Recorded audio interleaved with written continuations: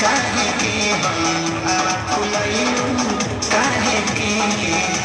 हो रही से बोललो ना देखेलो हमके कपातर जैसा दाती से बसलो दाते बोलिया होता माता जैसा अभी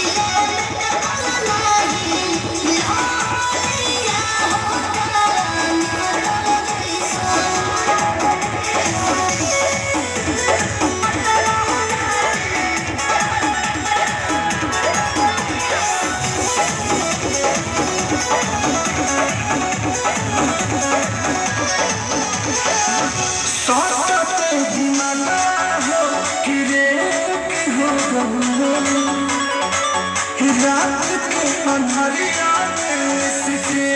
हो गए राजा हो हवा से सुन